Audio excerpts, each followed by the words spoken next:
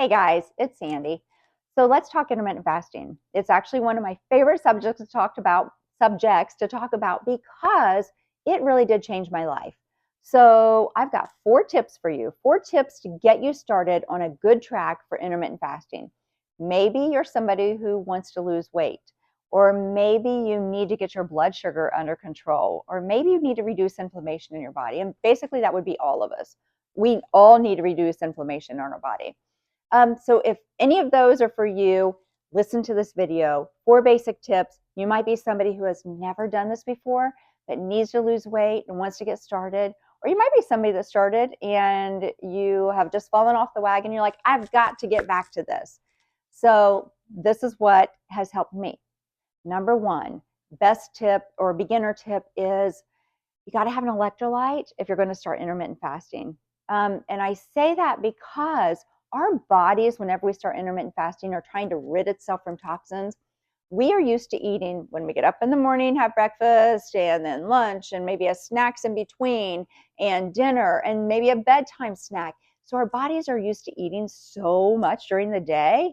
And whenever you change and start intermittent fasting, well, what that means is you are eating in a certain time frame and fasting for a bigger time frame, and your body is saying, whoa, what's going on? So you might have some side effects like headaches or fatigue or I don't know, some other ones that just your body is trying to get rid of toxins, and it's also trying to figure out, what are you doing to me? I'm not used to this at all. Electrolytes help a ton. So go to the grocery store, get yourself an electrolyte. And I don't mean Gatorade and Powerade. Those are not good for us. They have a lot of colors and dyes and sugars in them. And that's just not the kind of electrolyte you need, because there's so many better ones. Get a good one from the grocery store, or do what I did, is use salt.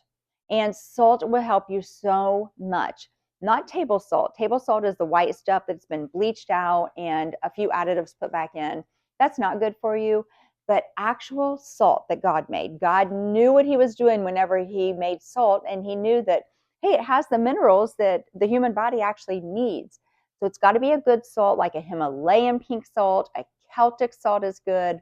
I use real salt. It's a sea salt that comes from an ancient underground seabed in Utah. Personally, I don't buy just sea salt because our oceans are just so polluted now, and what falls from the sky into the ocean.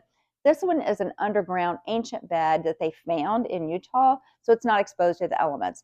I buy it from Amazon, or I just go straight to the website of Real Salt and I buy it there because, first of all, I'm in America and I want to help a company that's in America too, support them. But I know that it's really good stuff. It has the minerals in it. Any of these that I said, they have the minerals in it that is going to help your body, give it the electrolytes you need. I made a video on how to make a natural electrolyte as a salt water called Soleil water. Watch that video. It's a great one too, just to help get that salt into your body. So you can either take a pinch in the morning, take a pinch, put it into your water, stir it around with your straw and drink it down. That's what I used to do. Works out just fine. Or you can make the Soleil water, and that's what I use now. I take a teaspoon to a tablespoon and put it in my water in the morning, and I've got my nutrients and my electrolytes for the day. And let me tell you, it really does work, because my husband was having some dizziness and stuff whenever he was working. He works hard. He started drinking that Soleil water, that natural electrolyte. It's gone away. The dizziness has gone away. So it's just helped balance his body. It does work. Number 2 tip is pick your time frame. So you got to pick a time frame that works for you.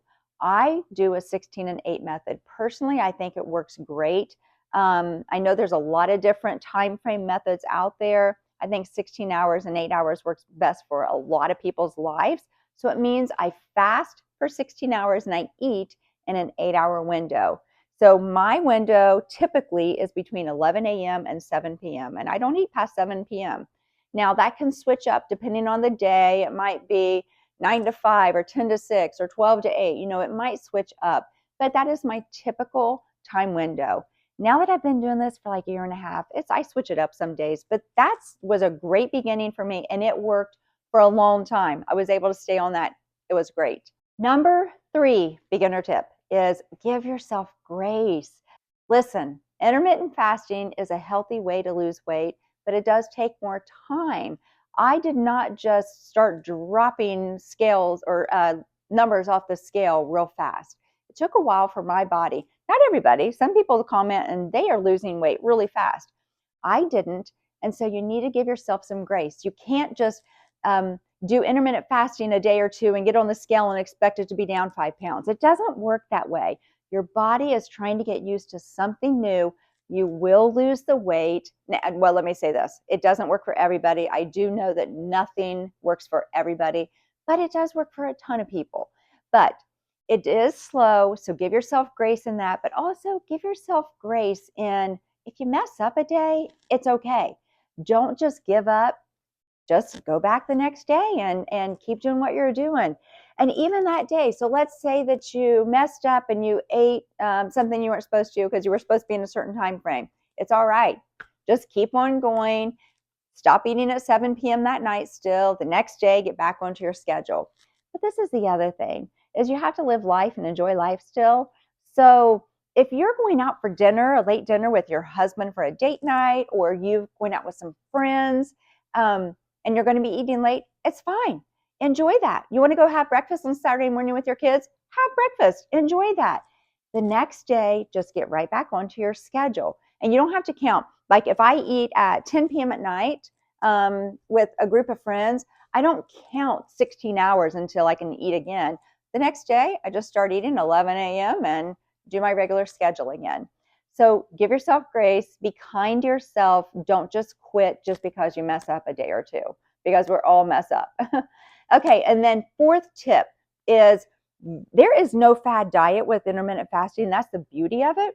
You get to eat normal food, but you got to eat good food still, where you're not really going to see your body even really changing. So it doesn't mean you have to eat salads all the time. It means eat good, normal, whole foods. I like to eat the balanced plate method, which I've shared videos on that, and I'll share in the description.